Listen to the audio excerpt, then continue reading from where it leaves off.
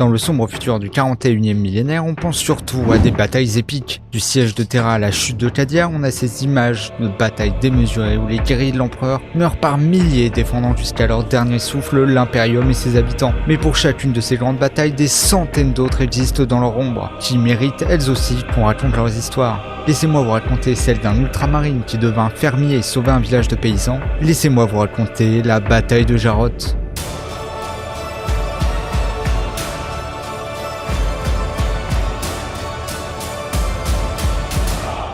Quand le Gauntlet de Macragge sortit du Warp, ses senseurs détectèrent le signal d'une puissante présence alien. Xenos en vue. Les scanners confirmaient rapidement la présence d'un vaisseau rouge tyrannide en orbite autour de la 4e planète du système. Cette planète était couverte de forêts, de jungles, mais également de toutes sortes d'environnements tels déserts et marais. En cherchant dans la base de données du vaisseau, ils découvrirent que c'était le monde perdu de Jarroth, qui, d'après les rapports impériaux, n'était qu'une simple colonie qui avait été coupée de l'univers pendant des siècles par des tempêtes warp particulièrement violentes, et elle ne s'était arrêtée que récemment. C'était donc cette patrouille de routine qui redécouvrait ce monde et lui repartagerait la lumière de l'empereur, car ça ne faisait pas de doute pour le commandant du vaisseau que les habitants étaient redevenus primitifs suite à son isolement de l'Imperium et de sa technologie. Mais peu importe leurs croyances, la présence de Tyrannide décida de la marche à suivre. Le grand dévoreur était venu dévorer la planète comme des douzaines d'autres avant elle. Son insatiable appétit ne s'arrêterait jamais et consumerait toute vie aussi efficacement qu'un exterminatus. Les ultramarines ne laisseraient pas tomber un autre monde aux Xénos, car tel est leur devoir sacré. Nous allons écraser les ennemis de l'Imperium. Défendre l'Imperium face à toutes les menaces.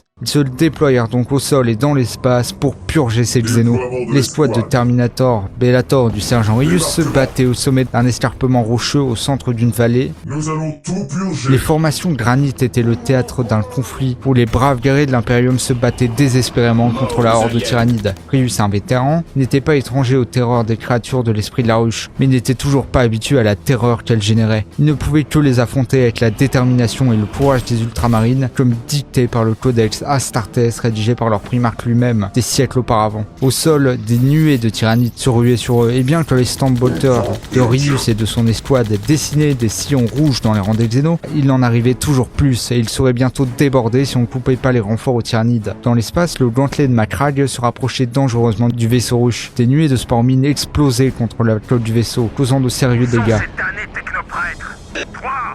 Une centaine de turbo-lasers prirent vie pour éliminer l'espace de rayons lumineux qui dévastèrent le vaisseau ruche. Dans un nuage de feu et de chair, le Léviathan tyrannide se vidait de ses organes, son corps étant dépressurisé. Il fut attiré par la gravité de la planète et s'écrasa en se consumant dans l'atmosphère. Suite à cette défaite dans l'espace, les tyrannides au sol s'étaient dispersés dans la jungle. Les Terminators de Rius les poursuivirent. Nous cherchons l'ennemi. Ils parcouraient la jungle regardant leurs détecteurs de mouvement à la recherche de signes hostiles. Mais la forêt était extrêmement bruyante et grouillante de vie, et il arrivait aux marines de tirer ou juger dans les forêts jusqu'à ce que le silence revienne. Même si les tyrannides étaient en déroute, l'escouade était tendue. Loin des lignes des ultramarines, ils étaient autant des étrangers que les tyrannides dans les profondeurs de la jungle. Plusieurs bips vinrent soudain de leurs détecteurs. Ils avancèrent jusqu'à une clairière où gisait une épave d'une canonnière Thunderhawk. Un trou béant près des réacteurs indiquait la raison du crash. Les Terminators se dispersèrent autour de la zone d'impact. Les signes de vie détectés étaient tous dans l'épave, mais impossible d'avoir un contact visuel. Lorsqu'ils s'approchèrent de la porte de la soute, les signaux devinrent immobiles. Méfiants, ils ouvrirent la porte et rentrèrent dans le vaisseau. Un coup d'œil au détecteur montra qu'ils étaient proches des créatures. Rius leva les yeux immédiatement au plafond qui rencontrèrent ceux d'un insectoïde à 6 membres. Ses réflexes vinrent avant toute pensée consciente et il déchaîna son Stormbolter. Les Génovores tombèrent comme la pluie sur les ultramarines.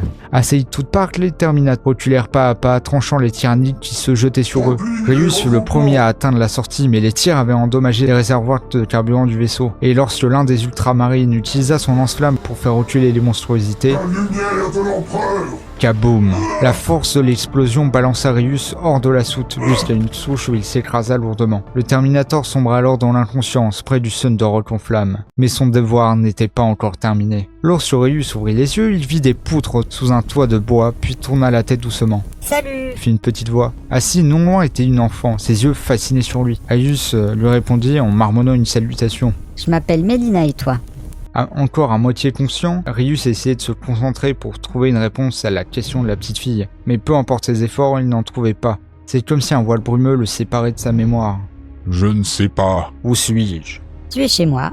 Pourquoi tu sais pas ton nom? Ignorant la question de la fille, Rius scanna l'endroit. Mais tu dois avoir un nom, non? Laisse-le, Mélina, laisse notre visiteur se reposer. Rius se tourna vers la source de cette deuxième voix. C'était un homme dans la trentaine en tenue de paysan. Il lui demanda alors ce qui lui était arrivé. Les paysans avaient vu les explosions dans le ciel et une traînée de lumière s'écrasait non loin. Les hommes s'étaient alors rassemblés pour partir à la rencontre de ce présage. Ils étaient tombés sur les restes de l'épave et l'ultramarine inconscient. Ils l'avaient ramené chez eux, enlevé son armure et soigné comme ils le pouvaient. Cela faisait une semaine qu'il dormait. Le récit n'éclaira pas la brume de la mémoire du marine, qui tentait désespérément de rassembler ses souvenirs éclatés. Il n'avait que des images terribles de monstres et de sons de combat. Agacé, il demanda à savoir qui il était. Le fermier s'excusa, il ne pouvait guérir que son corps. Seule la Startesse pouvait guérir sa psyché. Ce dernier le remercia de l'avoir sauvé et jura de repayer sa dette quand il serait rétabli en se mettant à son service. Chaque jour, Geren le fermier et sa famille s'occupaient de Rius, lui apportant ses repas et soignant ses blessures. La petite fille, Mélina, était sa compagne de tous les instants. Le temps que Rius passait avec l'enfant, à écouter ses aventures infantiles ou à l'aider à écrire ses lettres, le remplissait de joie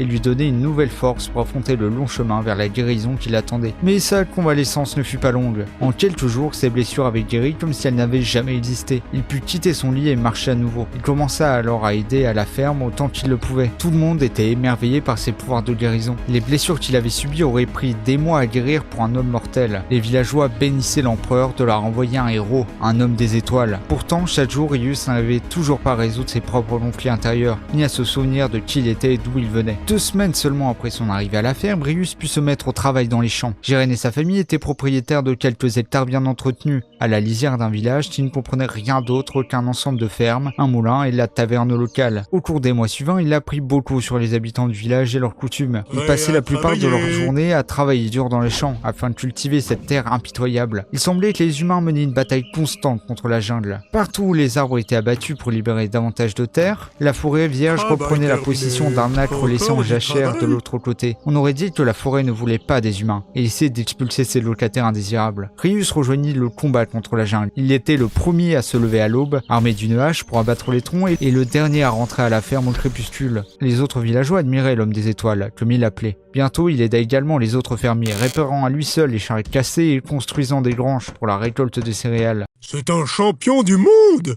Il n'existait pas un villageois qui n'accueillait à bras ouverts l'aide de Rius. Mais malgré tout ce qu'il avait appris sur les gens résilients et bienveillants qu'il avait accueillis, il ne savait toujours rien de ses propres origines. La réponse vint un matin glacial. Un petit groupe de paysans arriva à la porte de Geren, essoufflé et agité. Ils discutèrent quelques minutes avec le fermier avec inquiétude avant de se tourner vers Rius. La veille au soir, une maison a été attaquée par quelque chose qui était sorti de la forêt. Les survivants racontèrent que c'était un monstre aussi grand qu'une maison et doté d'une force titanesque. Il y avait eu également des cris terribles et surnaturels entendus. Un troupeau massacré dans les champs et un grenier à grains rasé. Tout le monde dans le village était trop terrifié pour s'attaquer à la bête, à ce hurleur, et il venait supplier l'homme des étoiles de la traquer et de la tuer. Le hurleur, ce nom troublait Rius. Il était certain de l'avoir déjà entendu, et qu'il était synonyme de grand danger. Malgré son inquiétude, c'était l'occasion pour lui de remercier ces gens pour leur gentillesse et d'accomplir son devoir. Il l'accepta sans hésiter. Ils se rendirent sur les lieux de la tragédie où tout avait été ravagé, quand soudain un hurlement se fit entendre. Les sens aigus de la Startesse lui permit de voir la bête disparaître dans la forêt au loin. Sa carapace chitineuse, ses grands brins incurvés et sa tête monstrueuse lui fit un flashback. Instantanément, l'esprit de Rius fut envahi d'images terrifiantes et de sensations familières, comme si quelqu'un avait ouvert les vannes qui retenaient ses souvenirs. Temporairement abasourdi par le retour en force de ses expériences oubliées, Rius ne peut rester qu'immobile, fixant la bête qui avait mis fin à son amnésie. Qu'y a-t-il, homme des étoiles? Non, pas homme des étoiles. Rius, je suis Rius.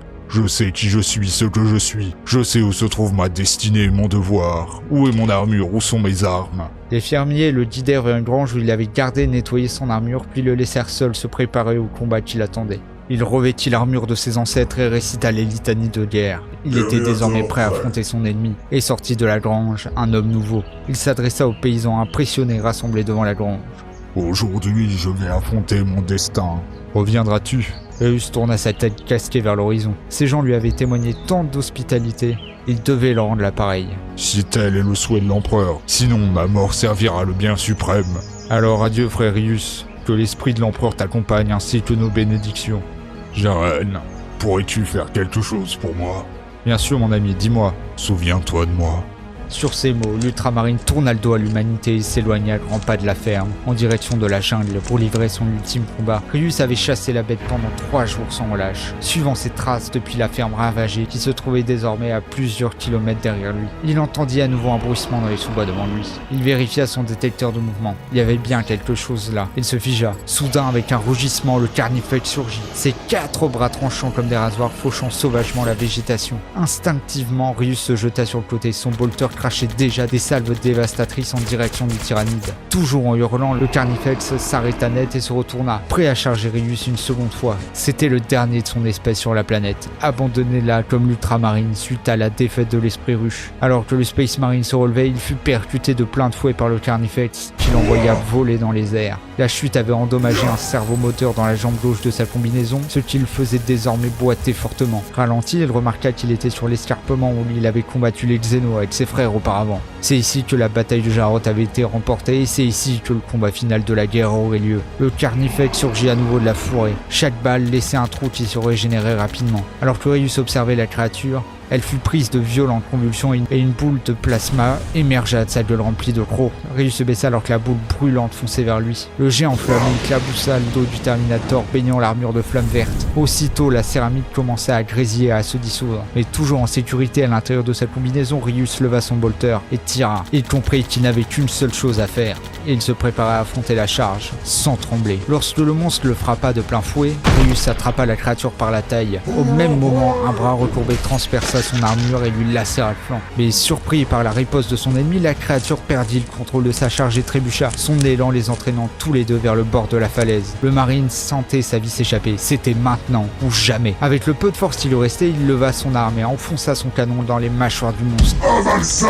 Il appuya sur la détente et vida le reste du chargeur dans la bouche du carnifex. Les balles traversèrent le crâne et ricochèrent à l'intérieur, liquéfiant son cerveau. Rius savait qu'il était mort, mais cela n'avait plus d'importance. Il avait retrouvé son honneur et son identité, ainsi que rembourser sa dette envers ceux qui l'avaient sauvé. Grâce à eux, il pouvait mourir comme un ultramarine. Piégé dans les trains du carnifex, il ne pouvait empêcher la masse imposante de la bête l'entraîner avec elle dans le précipice. Enfermé dans l'étreinte inéluctable de la mort, la Startess et le tyrannide tombèrent dans le néant. La bataille de Jarod était enfin terminée. Mission accomplie.